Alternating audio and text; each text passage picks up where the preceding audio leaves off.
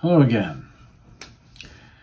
So I'm continuing with the Atari 400Mini, the 400Mini, I believe it's officially called, with the all in caps. And after messing about for a bit with it, I've gotten to grips with some of the things that frankly aren't quite articulated as well as I would have liked in the online downloadable manual, which I also am not as big a fan of as I would have been if they had had printed instructions.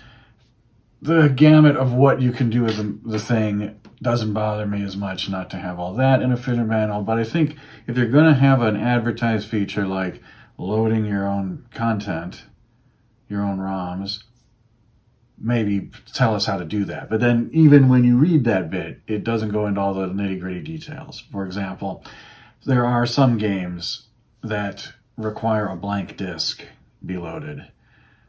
Now, in other Atari 800 emulators on computers, you end up with having a new disk feature and multiple drives and all this kind of thing. Now, what you get with this, the emulator that's being used, initially people were guessing that it was Live Retro.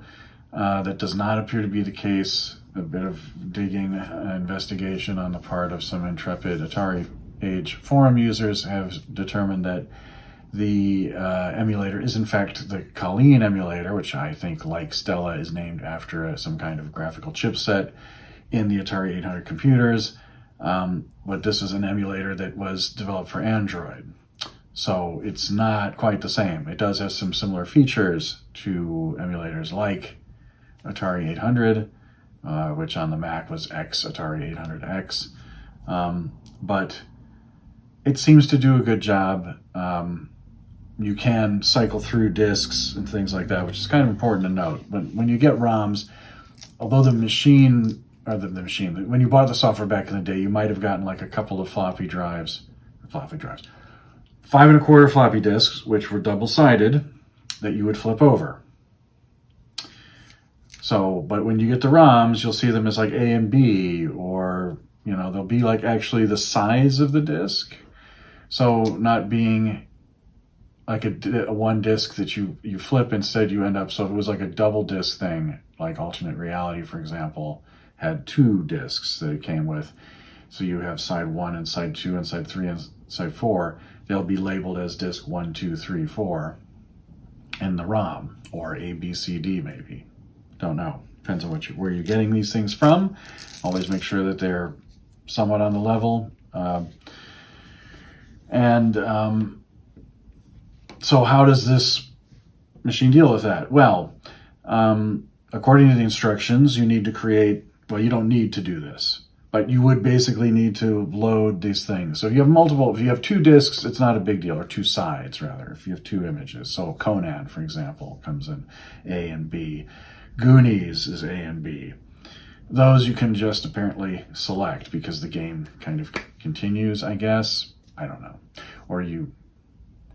But the way that's possibly easier to do this is to set up a playlist. So you stick the different disk images into a single folder on your USB key at the root of the USB key, right? The one that you formatted FAT32, although, in my case, the 400Mini didn't like the FAT32 formatting and decided to blow it away and do it itself. But you put the folder in there, you create a file with an extension that is, I think, 3MU or something like that, or MU3 or M3U or whatever. It says it in the instructions. In that file, you need to put a line for each disk image with a relative position. So you don't do the leading /.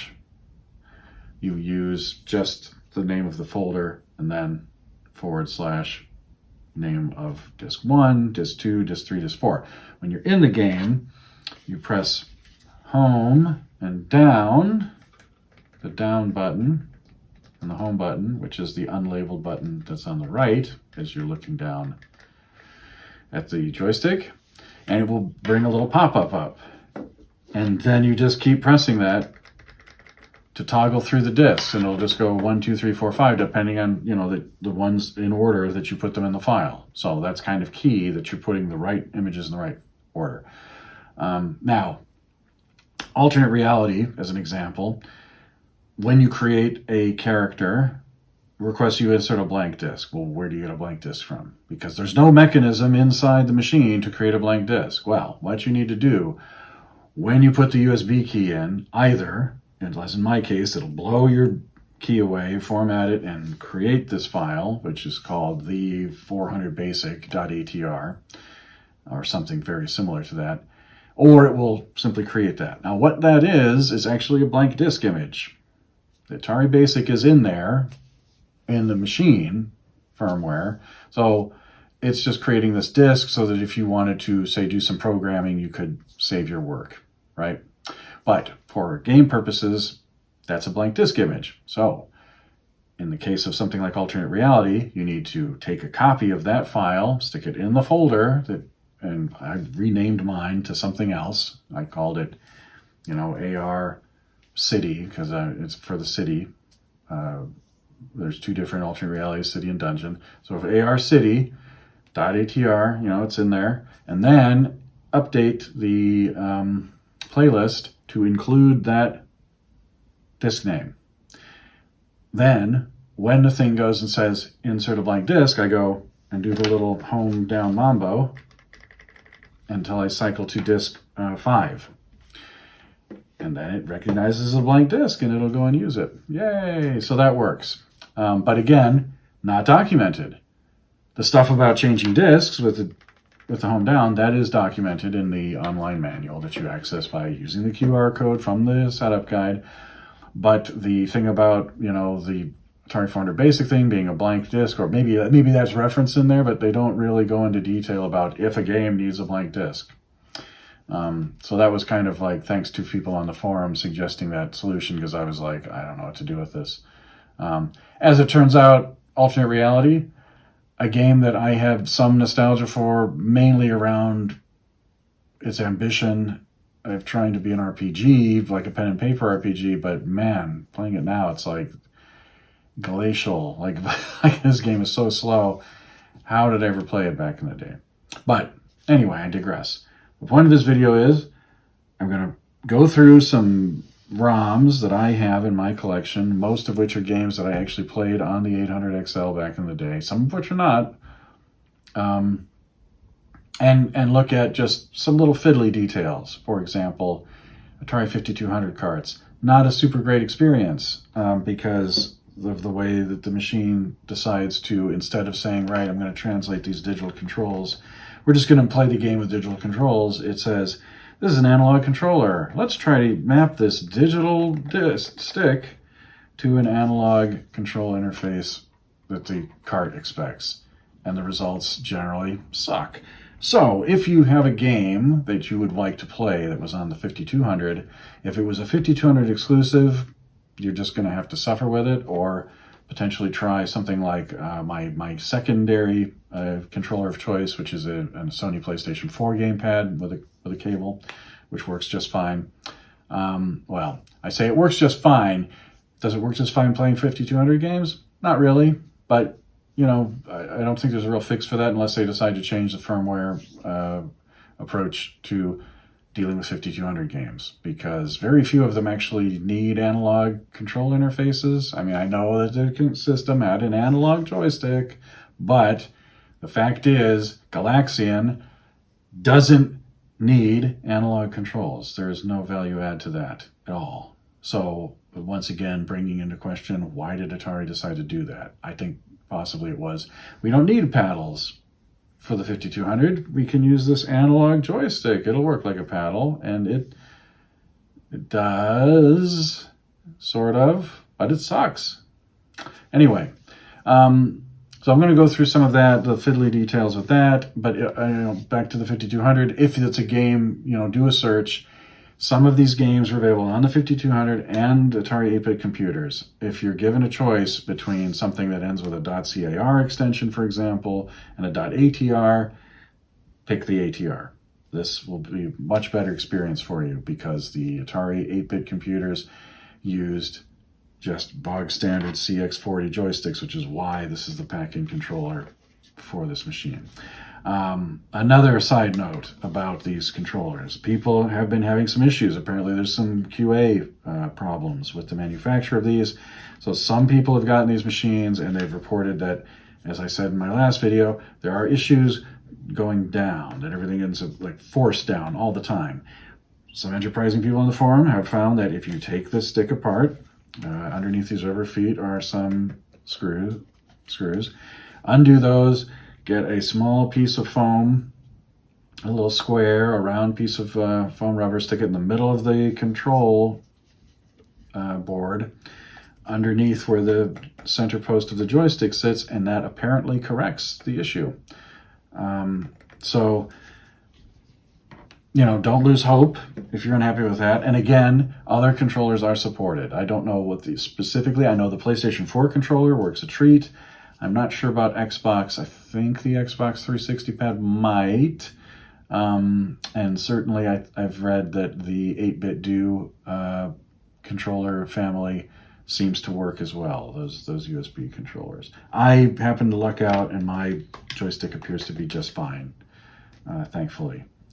But I also have a PS4 controller that I hung on to when I replaced my PS4 Pro with a PS5. So I'm covered anyway, and I don't mind as much. I find this to be fine.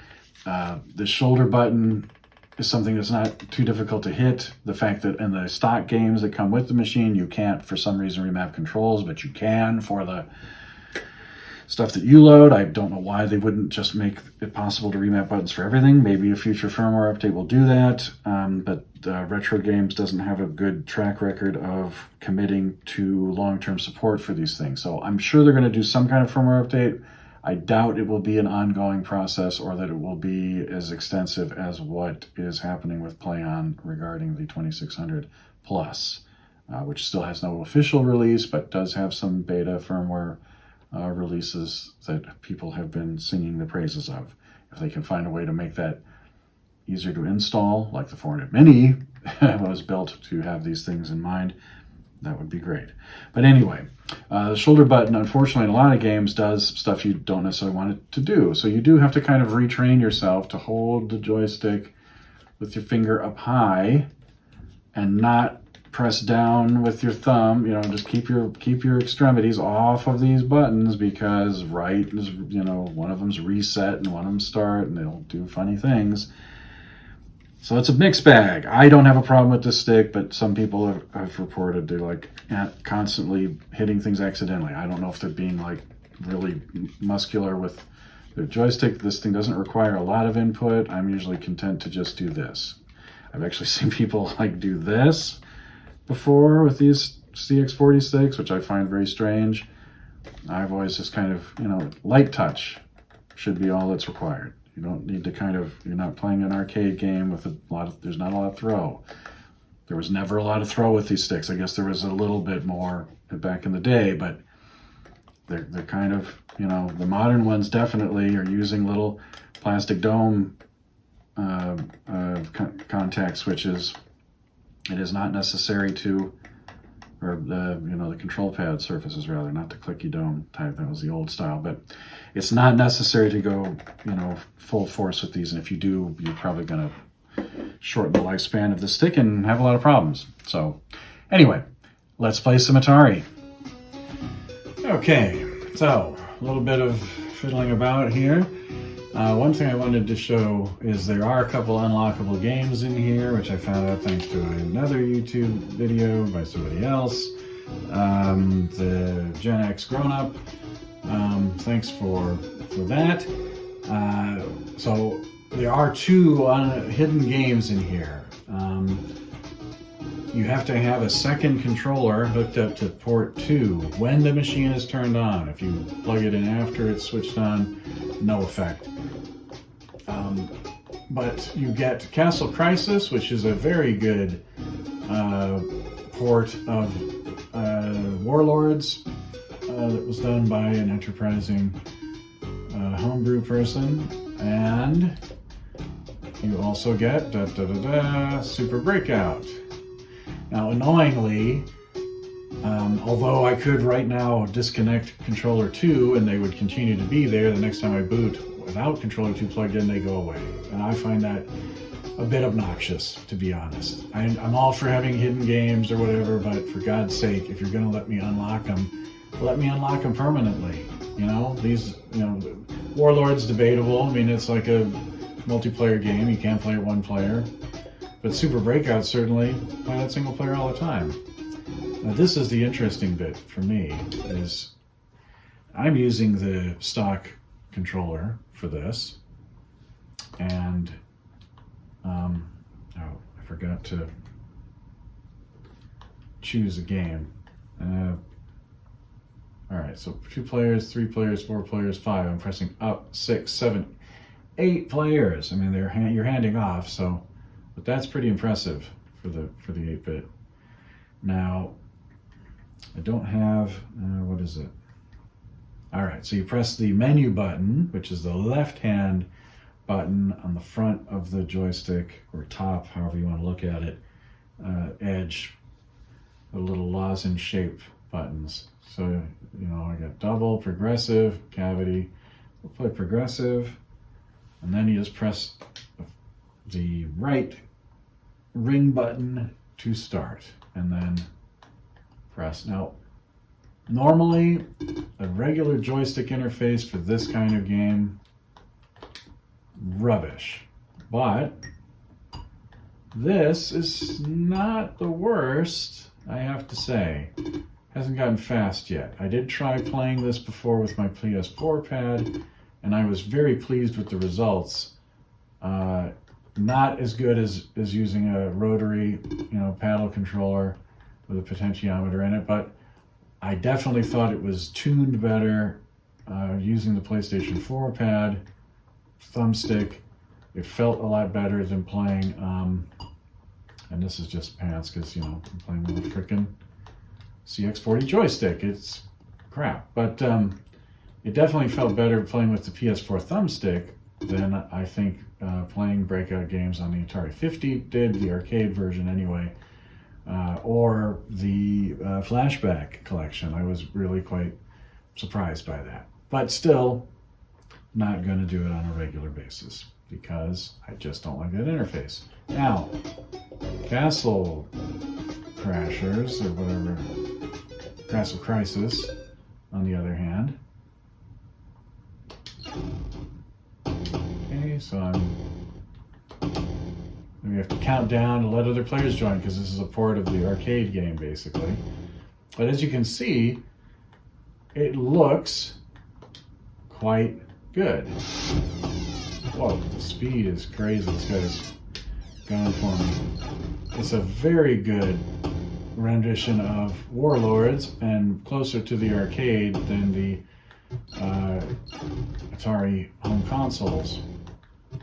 So really impressed with the job in this. I don't know what this looks like. I think this game was, I don't know if this was created for other consoles as well, but certainly for 8-bit, it is smashing, literally.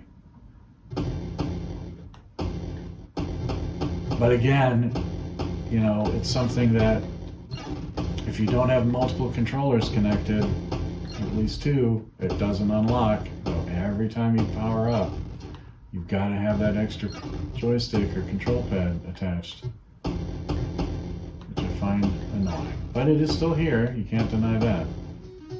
Now, alternate reality, as I said, is a bit of a mixed bag. So you can see here I've got these folders for alternate reality city, alternate reality dungeon, Conan, but here there's the little plus next to it. That's telling you these are playlists. So when you're running something that has multiple disk sides, you want to launch this, not go into here. But that would be the alternative, is to go and hit those individual things. So the first thing I'm going to fire up is Agent USA. This is kind of interesting. So some of these machines, now you might have games that require a certain amount of memory. That's how they normally break down by.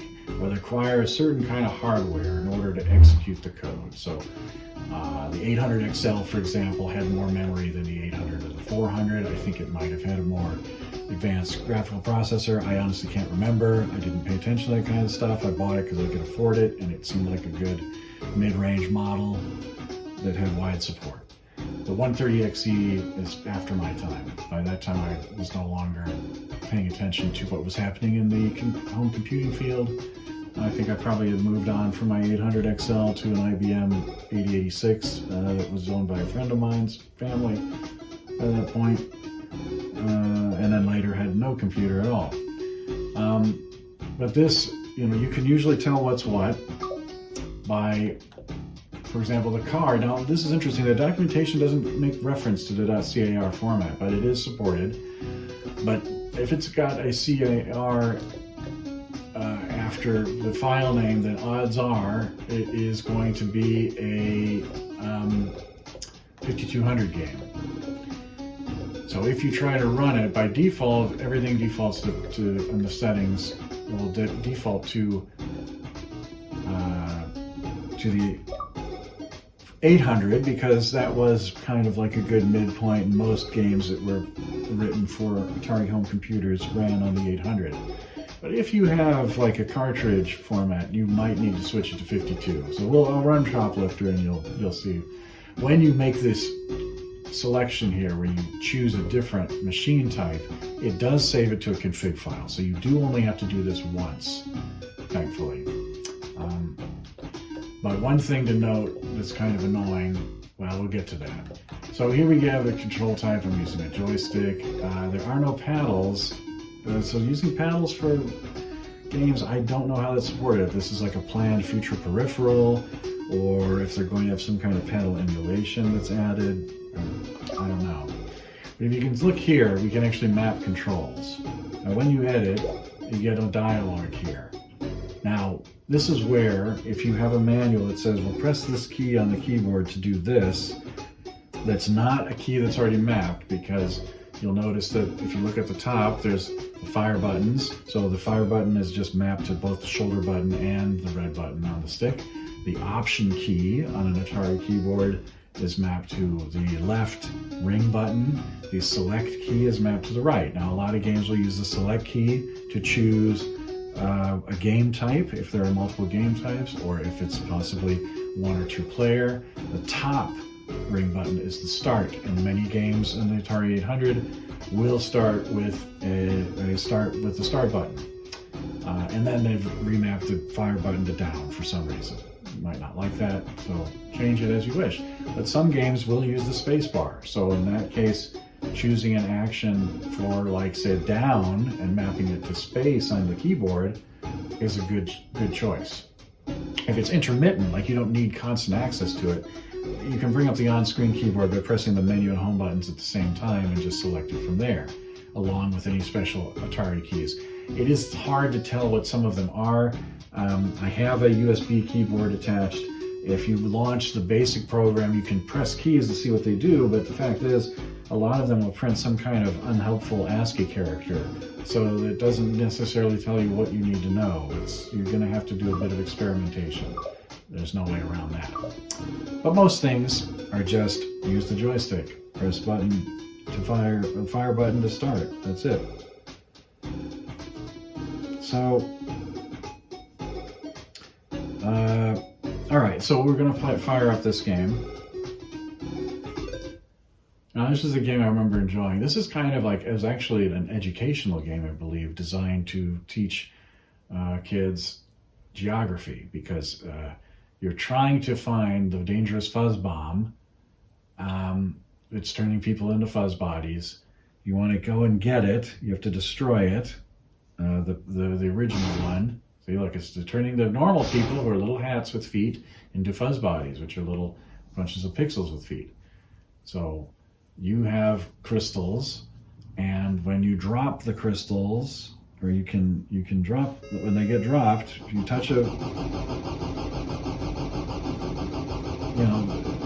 baddie, you're going to get them. So it's spreading. Oh no, look. So it's getting you like kind of a here's how to play the game. This is all unusual, frankly.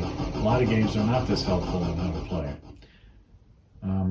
So I'm just going to start. And we got all the cities. So you have to go to cities around the country, learn the capitals and the other American cities, blah, blah, blah, blah, and epidemiology.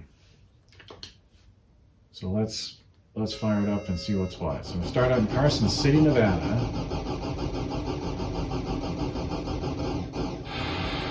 And I'm the white hat because I'm the good guy, right?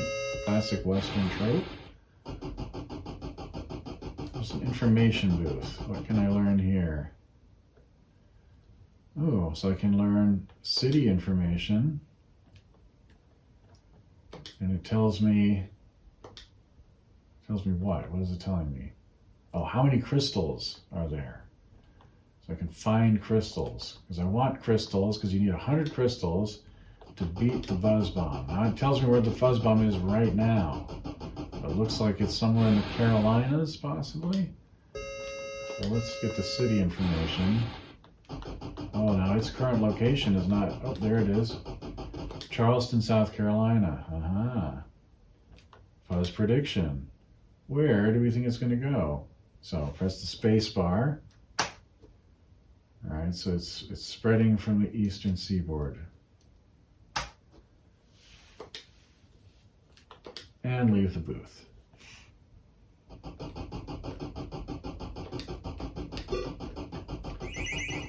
So if you drop your crystals, they will multiply, which is great.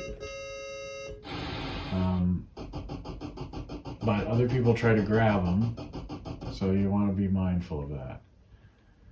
All right, I need to go, let's see, where do I want to go? Oh, and this is one where I need the keyboard, so I want to type the whole name of the city.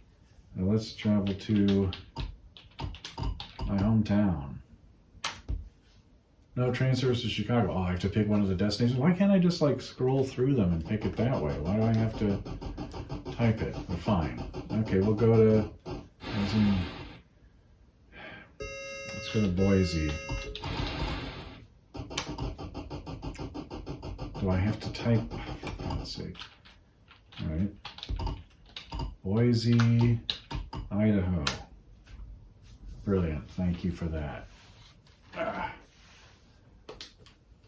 Okay, I just walk away.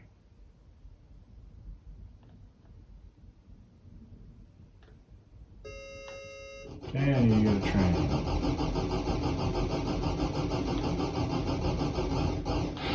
I can't remember. Did it tell me what time the train was? Oh, I guess I don't have the... It's 12:02. What time is the train for Boise? 12:04. So this is one of the fun aspects of this game, is it's real time. Like, what am I supposed to do in the meantime?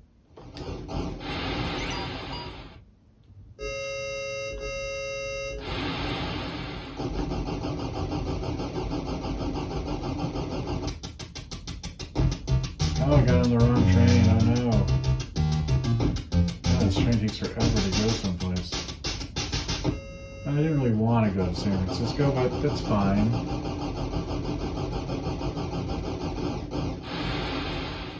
All right, so I can go further this time. That's good. What time is it? 5:54. So I got time. Let's go to Denver.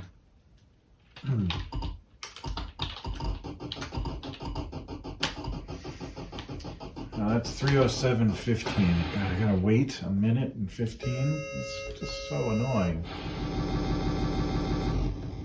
All right, this is my train. Away we go. It's not music. Cool. It's got very 80s hip-hop vibe going on. Oh, travel to Pacific to Mountain. Gotta change my clock, my watch, to reflect the local time. Back before you had mobile phones that connected up to network time servers and just told you automatically updated the time without you having to do anything. Well, that's good. I can get pretty close. Let's go to Dallas. 10, 11, 30 though. Oh, wait. Okay. Dallas. TX. Okay, going to Dallas. Now that tries at 10, 11, 30.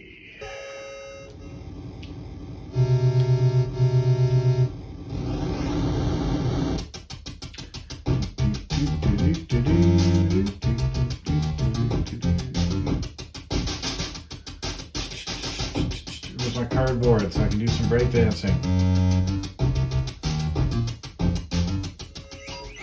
Oh my god, where did these come from? Alright, so I maxed out at 100. I don't know why those are there, but I'll take it. Still in, what is that, Tallahassee? No.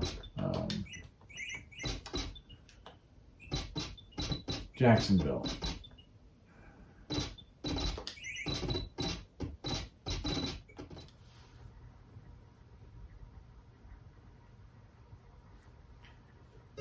All right.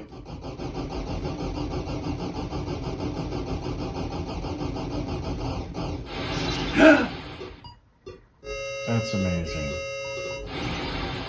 That's one of the bad parts. So the fuzz bodies have spread to Birmingham. So the problem with the fuzz bodies is when you touch one, you lose half your crystals, which I just did. So after getting my 100 crystals, I'm now having only 50. So that's pretty rubbish. And this place is probably going to be infected. Yep. Which means I have to watch my step with these guys. Oh my god, no! Well, there we go. And I died just like that. I'm a freaking fuzz body now.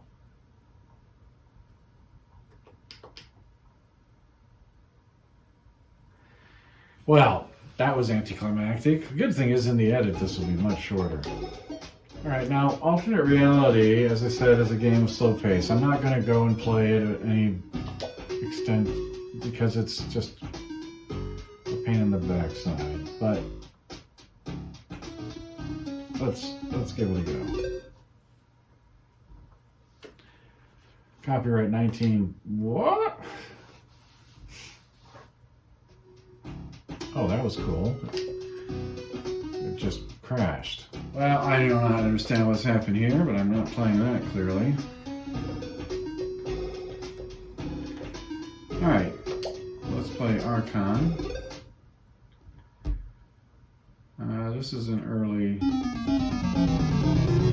game published by Electronic Arts back before they just started chasing the live service money all over the place. So this is a pretty well-regarded game. It appeared on a lot of consoles. Archon's pretty straightforward. It's like a chess game, except that you control the pieces and they fight one-on-one combat. I think there have been other games done since in a similar vein that work more like traditional chess. But this was the pioneer, if you will. Alright, so the option button is 2-player, but I'm going to choose computer dark, light first, that'll be me, and we'll just press start. Alright, so I can move these guys. Now if you put the pieces that are on these little glowy dots cannot be affected by magic. So right out the gate, the sorceress is teleporting a basilisk, which is one of the tougher dark side things. So now it's basically like a shooter. When you're flying against a human being, that's where this stuff can get more challenging. Oh, look at that, 2 hits and I'm dead, my unicorn. That really bites. So I'm going to get the golem and see if I can pound him. Golem's slow moving, but it does a fair amount of damage with its boulder attack. Oh.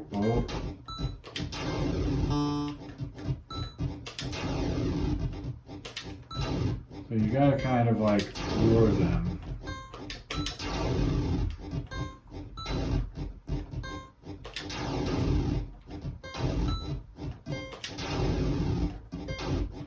And the rocks phase, so sometimes they're translucent. You gotta watch for that, because that's how they get you. Got him that time. What are you gonna do now? Oh. The shapeshifter. The absolute worst.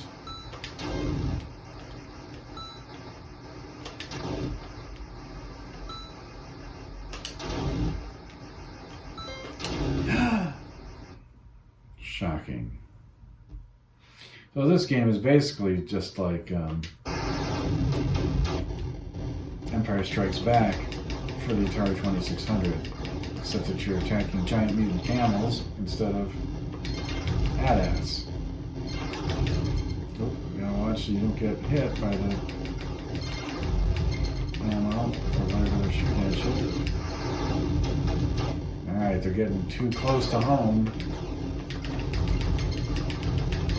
They change colors to let you know that they're being damaged, which is handy.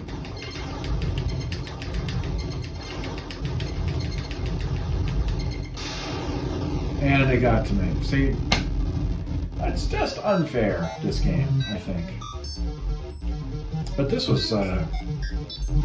state of the art back in the day. Alright, option is left. So, change the option, press the select key to choose droid. You can choose different droid difficulties, I think. Press start. Alright. We go 3 minutes. Alright, so there's the ball. Now when you pick up the ball, it'll automatically shift perspective for you. And now he's got the ball. So you have to like run into him and press the button to try to knock the ball away. And you can't see it right now, but there are... Oh, he picked it up again. The best bet is to come in from the side and you can steal it from him.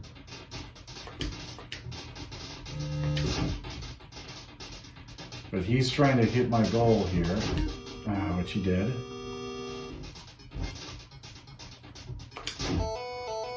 In the goal. That's how you do it.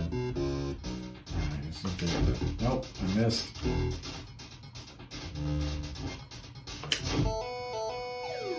Alright, here we go. Final point. Match point for me.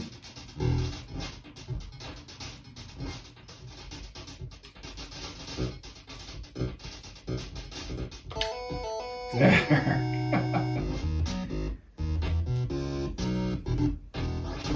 What? It continues? I thought I won.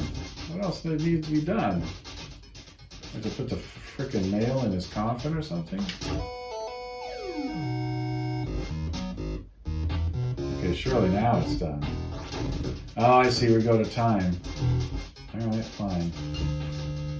I'll just run the clock out if I play this right.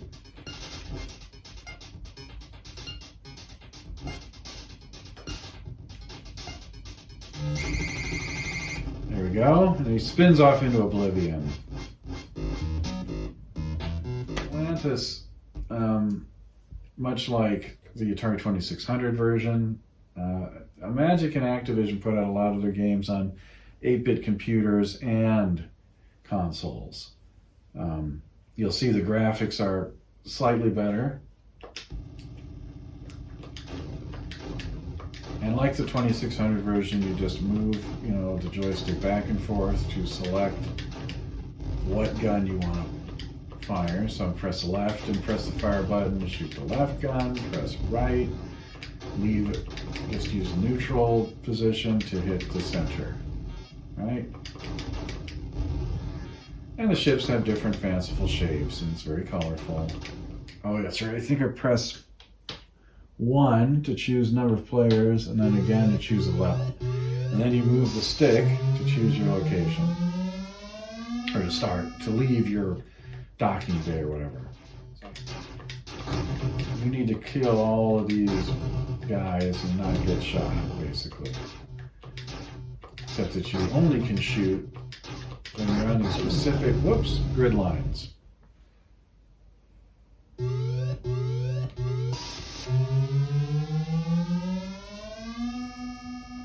Okay.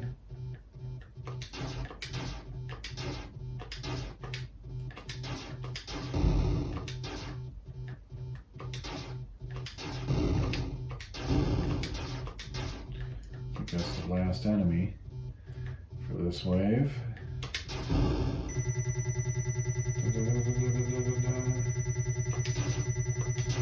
is that the big bad? Oh, I should use the torpedo on him. I think the torpedo has more range. 2 more. 1 more. Yeah. Alright, this time I'm going to get it. Yes! Victory! Blue Max. But Blue Max was a game I remember got lots of points. You know, people were really impressed with this. Unfortunately, it's one of these things that's much like Zaxxon, and there was like this penchant for doing isometric shooters and platform games on the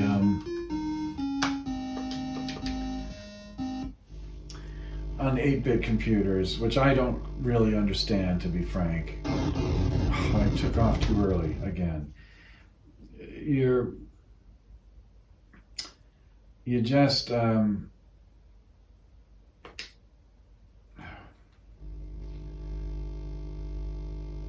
problem is the perspective that you're using. Come on, well, I gotta press the button to speed up or something? I can't remember with this freaking game.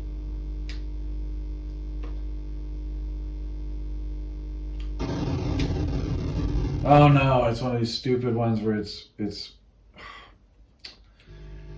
up to go up, even though I'm flying a plane. I hate that.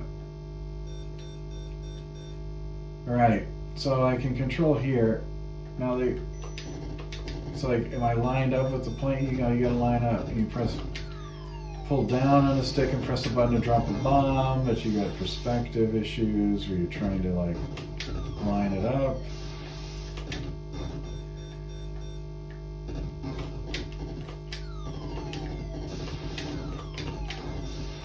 Missed. Let's see if I can hit the factory.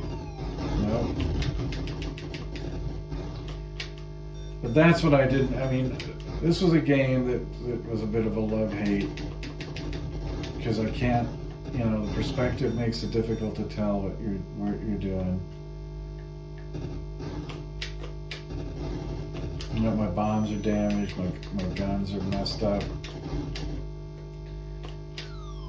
Alright, I'm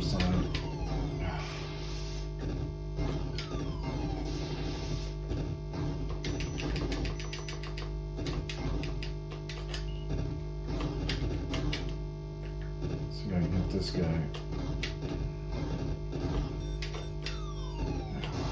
I need to get repaired.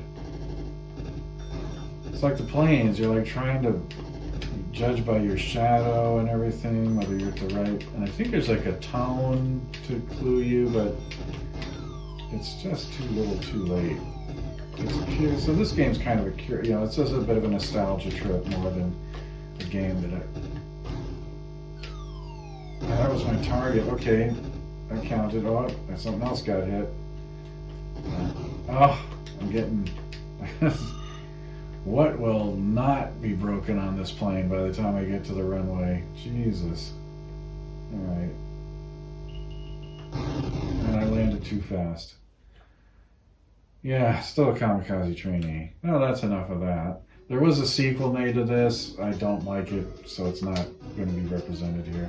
Caverns of Mars. This was done as Caverns of Mars Recharged on every kind of machine that you can play video games on currently. But this is the original 8-bit, and a game that quite amusingly I find you know, is is an 8-bit computer exclusive, but I can't see a reason why this couldn't have been done on the 2600. But there were some exclusive titles for Atari 8-bit computers. So this kind of plays like a vertical version of Scramble.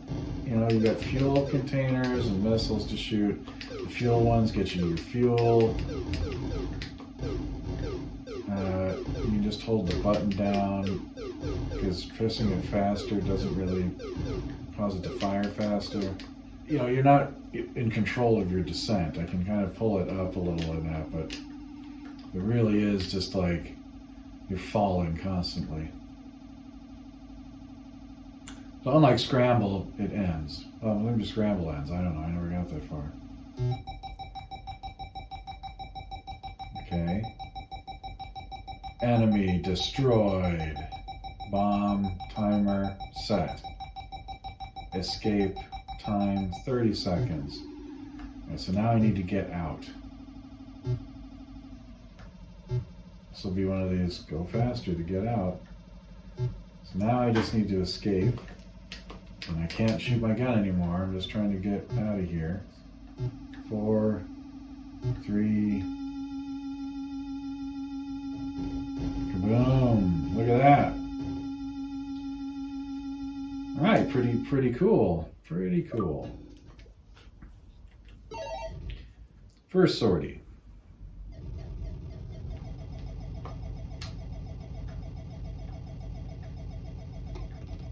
Here's a tank. Come on, hostages, get on board.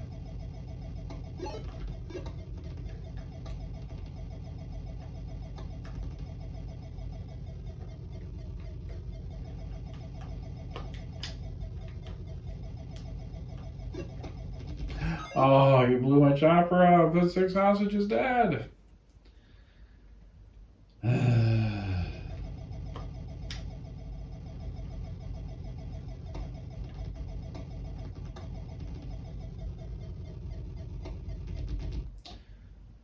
Yeah, so that's, I mean, it's fine. It's a computer war. This is a game that you can invest some time in. It's kind of a strategy type of game. And if you look at it,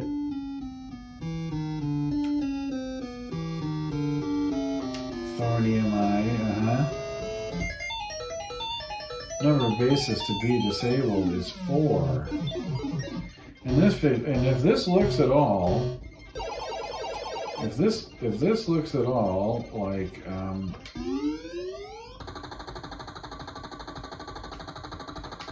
or sounds at all like war games, or the war game from War Games, you would be correct, because this game was also sold under the title War Games. Alright, so what we're trying to do here is, and it's not obvious, we're trying to shoot down the missiles before they get to their targets.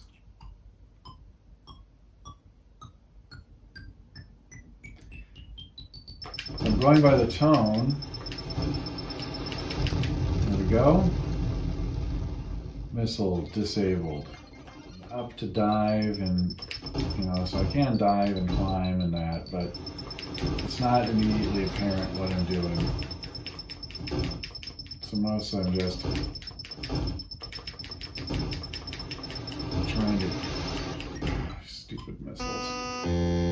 Uh-oh, that's bad. That one, target eliminated. I didn't do my job.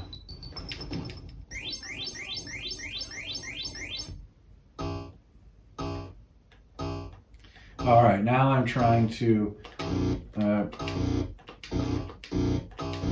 have to find the area on the screen up there that looks like that block on the bottom. Okay.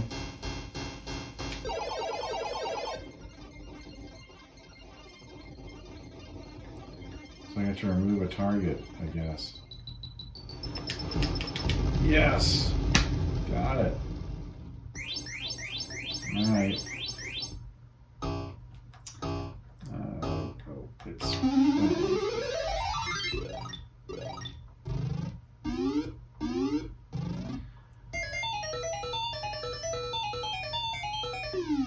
Six. Oh, it's getting harder. Alright, that's enough of that. Conan. This is an action platform game from Datasoft.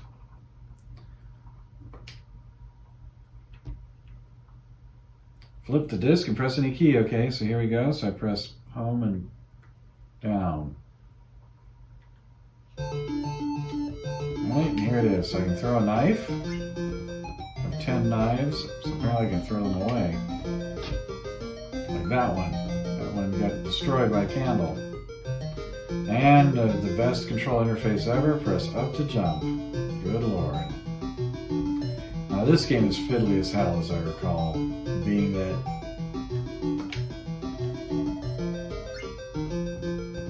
and why is Conan, you know, it's like, what am I, the Joker? I'm Conan. Why is everything purple and green?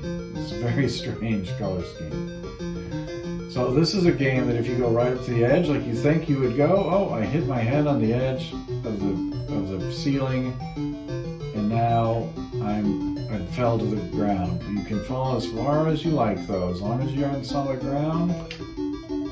Oh, a giant bat. So you want to jump before you get to the edge, and then you can get over the gap. The music is what sticks with me, though.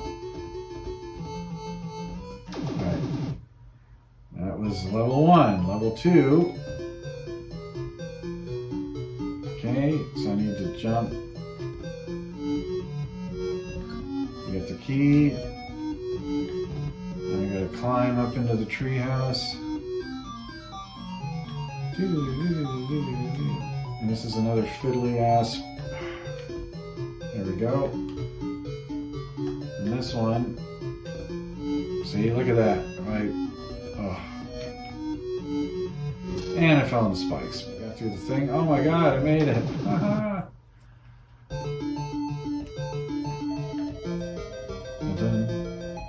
Alright, now there's a little chalice house. See, this is the one, I remember this. Alright, so there's a teleporting door up there. So, I can't remember if you can crouch. No, there's no crouching. So those things went through the door up there. So that's what I need to do. But of course I appear right in the middle of them and die. So I need to time this somehow so that the bugs are not on the screen when that happens. And then I need to get the heck out of Dodge. Alright, so I have that thing, which is a gem. And I need to put it on that little holder that's past the area where the scorpion is. So I just basically sit here and wait. And then of course I've got a vulture there as an obstacle. Oh great. And I'm dead again. But at least this time I have the gem. And my knife will not hurt the scorpion. So, okay, so now I'm here. Oh, and there's a bubble. And then I go down. Yay. Okay, I need to get the key. How the hell am I supposed to do that? Keys downstairs. So is the green one does that mean that door is unlocked? Let's find out. Yes, it does. Now notice there's two what look like. Wait, why can't I get that? What's going on?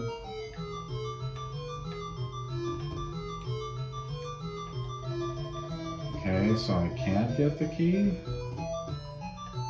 Well, oh wait, I see something up there. It looks like a gem.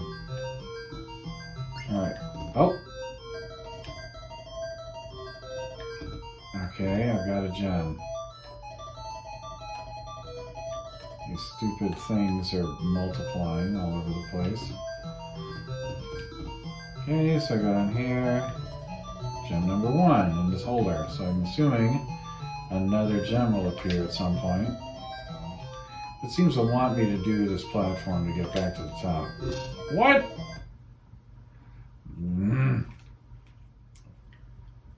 And I gotta say, this looks exactly, I guess some of the sound effects might be slightly different. I mean, this is pretty much exactly like the 2600 version. I think the animation might be slightly more involved, but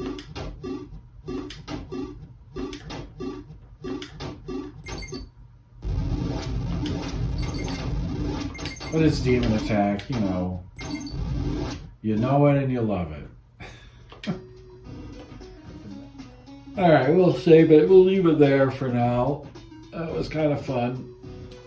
Top tip, if you have a keyboard attached that has a power button, like mine, the power button will shut it off. Anyway, folks, thanks for tuning in, and until next time, keep on gaming.